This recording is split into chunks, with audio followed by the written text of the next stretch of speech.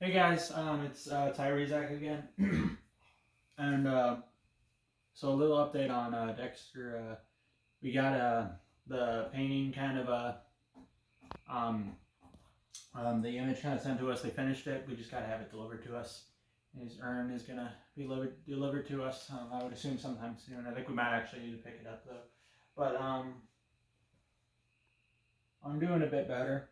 I'm still kind of grieving over it, but I'm feeling a bit better. But I'm still really gonna miss him. But you know, let's get into some of the albums. So, let's see here. Let's see where we left off. Okay, so oh wait, I already did this one. One second.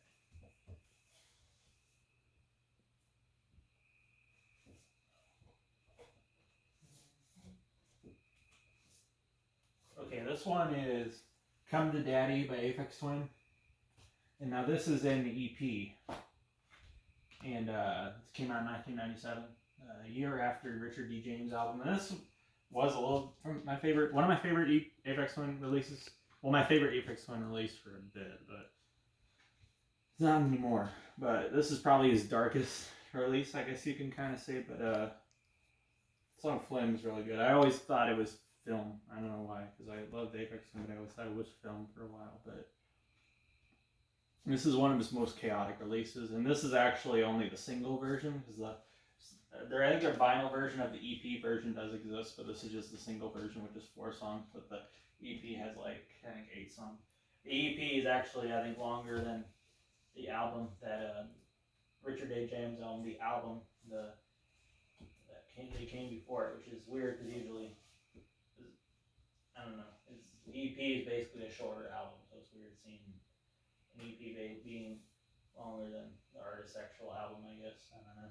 Kind of strange, but anyways, this is Pinkerton by Weezer, and this is an album that came after the Blue album, and Pinkerton is one of the 2 albums that Weezer fans absolutely love. And then there's a bunch of albums that they absolutely hate. Except the White Album is pretty good, and then what was that?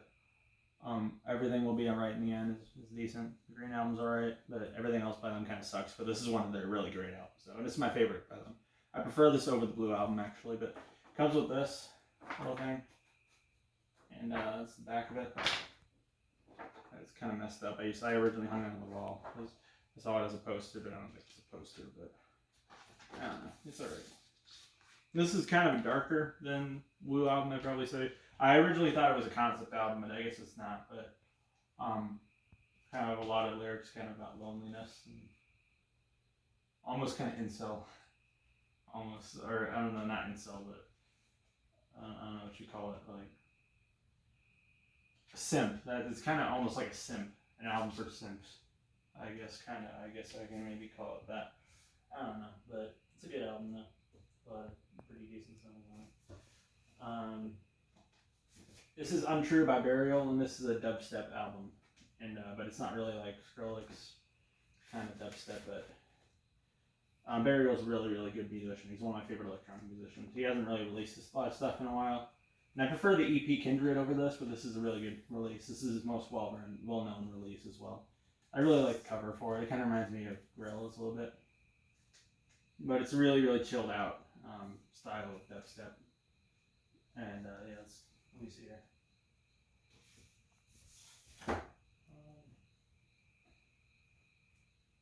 Okay, this is The Queen is Dead by the Smiths. This is widely regarded as kind of like their masterpiece, and it has the song "There Is a Light That Never Goes Out," which is considered to be one of the greatest songs ever written by a lot of people. And Morrissey's a fantastic vocalist on this. I think I've heard he's not the best person in real life, but he's a really great vocalist though, and songwriter too. This is a pretty easy album to get into.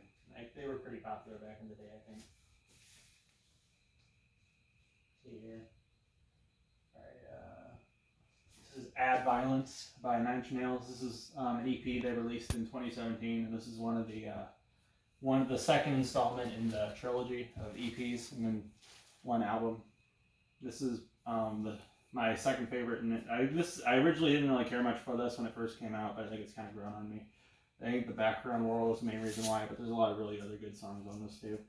Even though the Background World kind of seems like a bit of a filler, but the beginning of the Background World is pretty good. But the song "Not Anymore" is a really really great inclusion on this stuff.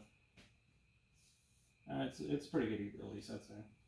Cover's kind of cool. Anyways, let's see here.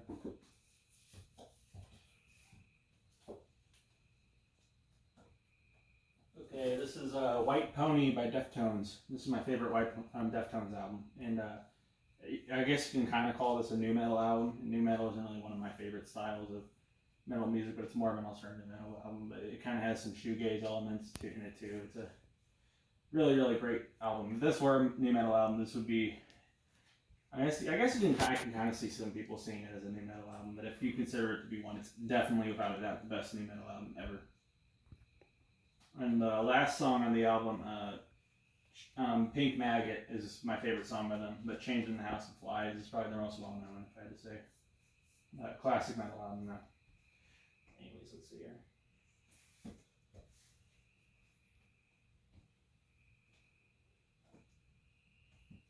Alright, this is Veteran by JPEG Mafia. And this is kind of the album that really, really made him big, I'd say. But I prefer his album All My Heroes Are Cornballs over this. But this is one of my favorite albums of 2018. It was released in January, I think. I remember listening to this album on repeat for such a long time. And I don't love it as much as I used to, but I do love his brand new album a lot more. I like the one from last year a lot more. That was my favorite album of last year for, I think it might be Caligula now, but that was my album of the year, was his All My Heroes Are Cornballs. But yeah, this is a pretty good album though. It has a lot of politically charged lyrics, a bit more than on All My Heroes Are Cornballs, and there's really a lot of internet kind of theme stuff and a lot of humor. And a lot of people kind of compare this to Death Grips a bit. I don't think he's too big on Death Grips, but I don't know, they have a bit of a similar aesthetic with the internet culture and cyberpunk influence stuff, but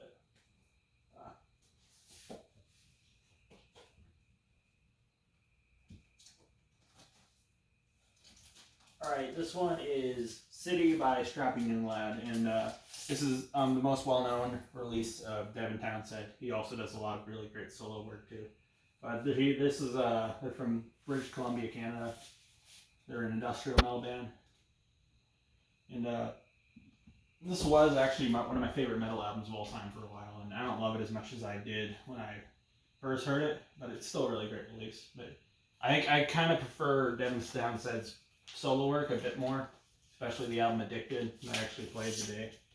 I don't know if you heard me playing that, but that was the same musician, but this is his band. And this band's a lot heavier than his solo work. It's a very, very heavy music. I don't know if you like that release, you'll probably like this release.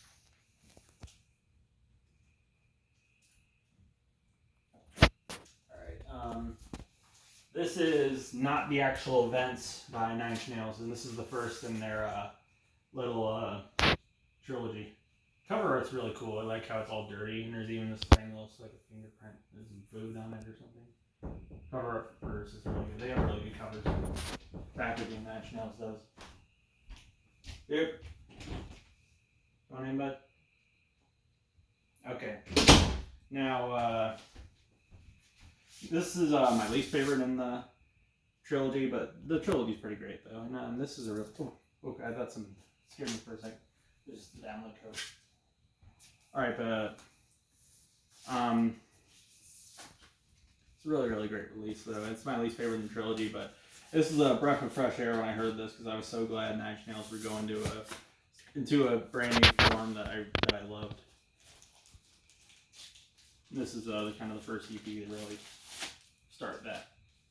Insurgents, Nine Inch Nails is returning back to their true forms, I guess.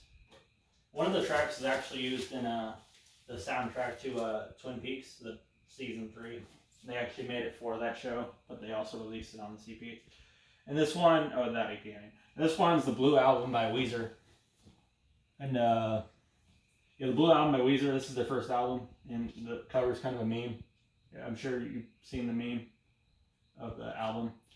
and a lot of fans either prefer this one or Biggerton, one I showed a bit earlier, and I can maybe see why the cover is a meme, but yeah, it's a pretty good release. And that poster on the wall, the one, the very top, one with the drums and the guitars, that came with this album. And a lot of their really well-known songs, like Buddy Holly and Say It Ain't So, were on this. It's a really, really good album. Really, really geeky though. But I guess if you kind of like geeky stuff, I think he's actually from Iowa. I think that guy, Brian Bell, I think is his name. There's Rivers, obviously, but yeah.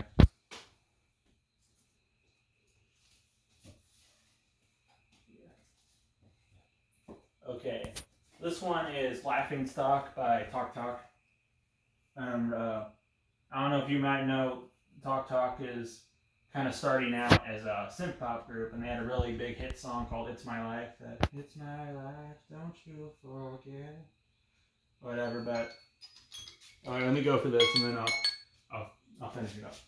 All right, but this is their last album, and they only started out as a synth pop group, and they got a lot of recognition for it. But later, they started doing a really, really experimental style of rock music called post-rock that they actually created. So they're actually the first post-rock group.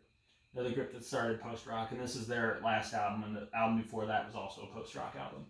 But it got very little commercial success, but they were both both very critically acclaimed, and now today regarded as their most influential and critically acclaimed releases. And it's a really, really big transition. And both the albums, Spirit of Eden and this album, Laughing Stock, have a lot of really religious, Christian, biblical themes in them, as well as being very, very experimental, complex. I can maybe see some people maybe finding these albums boring, but for me, they're not. They're very beautiful albums, in my opinion. I prefer Laughing Stock over Spirit of Eden, but I think Spirit of Eden is probably more well-known out of the two, but that's probably because Spirit of Eden was the part one, and like Spirit of Eden was kind of the Genesis chapter of the Bible, and this one's kind of more like Noah's Ark and stuff like that. But actually, Mark Hollis, the vocalist of this group, actually died last year, so he should rest in peace to him. And but yeah, like post rock would be like groups like Godspeed You Black Emperor, Sigur Rós, Slint, and stuff like that. And they were the group to kind of start it. And that's one of my favorite styles of rock music is post rock. So I guess if you haven't heard this, if you're a post rock fan, I don't know how you wouldn't, but I guess check it out if you love groups like Godspeed You Black Emperor. Although this might be a bit more relaxed and more calm, and maybe some people might find it kind of boring, but yeah, it's a really good release in my opinion, though. But yeah, that's kind of it, guys. Thank you for watching. Hope you guys have a wonderful day. Goodbye.